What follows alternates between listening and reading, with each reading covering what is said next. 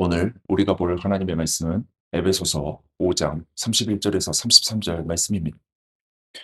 그러므로 사람이 부모를 떠나 그의 아내와 합하여 그 둘이 한 육체가 될지니 이 비밀이 크도다. 나는 그리스도와 교회에 대하여 말하노라. 그러나 너희도 각각 자기 아내 사랑하기를 자신같이 하고 아내도 자기 남편을 존경하라. 아멘.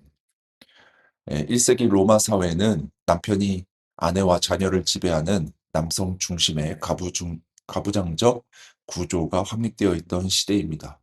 이러한 시대 상황에서 사도 바울은 어, 이 세상을 초월하는 하나님의 사랑의 모습을 남편과 아내의 관계를 새롭게 상호 존중의 관계로 제시하고 있는 것을 볼 수 있습니다. 사도 바울은 남편들에게 아내를 자기 자신같이 사랑하라고 말합니다. 이 사랑은 단순한 감정이 아니라 희생과 헌신을 요구하고 있는 것입니다. 예수님께서 자신의 생명을 내어주신 것처럼 자기를 내어주는 사랑을 하라는 것입니다. 아무리 부부라고 할지라도 타인을 자신처럼 사랑하는 것은 그 시대를 살았던 사람들은 물론이고 지금도 말하기 쉬운 일이 아닙니다. 그렇지만 분주함 속에서도 서로를 도우며 먼저 상대방을 배려하는 것, 서로를 이해하고 성급하게 분노하지 않는 것 등 일상에 가까운 곳에서부터 그런 사랑을 실천할 수 있습니다.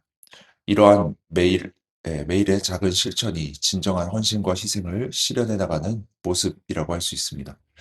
이쯤에서 우리가 알아야 할 것이 있습니다.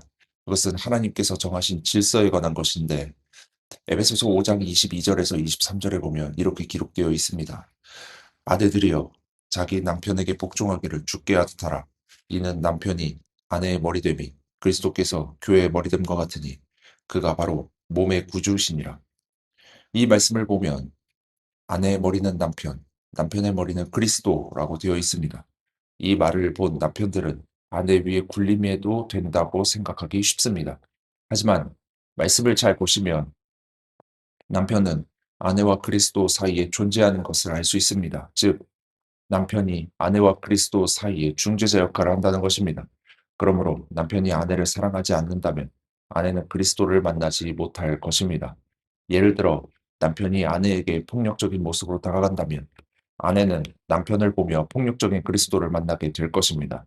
그러므로 남편도 가정에서 아내를 사랑으로 대해야 할 것입니다. 그렇지 않으면 남편들에게 하나님의 질책이 있을 것입니다.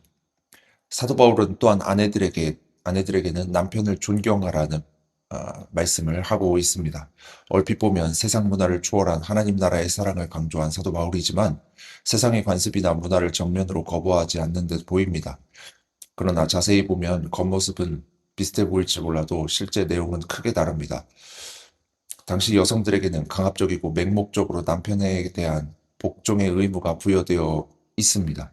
바울이 말하는 존경은 신뢰를 바탕으로 한 존경입니다. 어, 신뢰를 바탕으로 한 존중입니다. 이렇게 아내의 역할을 재정의함으로써 부부관계를 따뜻하고 지지적인 관계로 변화시켰습니다. 이처럼 우리의 관계도 하나님 보시기에 아름답고 온전한 사랑의 모습이 이루어지기를 소망합니다. 이러한 바울의 가르침은 당시의 사회적 구조를 고려하면서도 상호 존중과 헌신에 기반한 새로운 관계 모델을 제공합니다. 이것은 오늘날의 부부관계에서도 서로 사랑하고 존중하는 방법을 깨닫게 하며 하나님 안에서 깊고 풍성한 삶을 살도록 인도합니다. 이 말씀을 마음에 새기고 실천하여 하나님의 사랑과 은혜가 충만한 관계가 맺어지기를 간절히 소원합니다. 이제 묵상의 질문을 드리며 설교를 마무리하고자 합니다. 묵상의 질문입니다. 하나님이 주신 배우자를 사랑하고 계십니까? 이 묵상의 질문 가지고 함께 우리 묵상해 보기를 원합니다.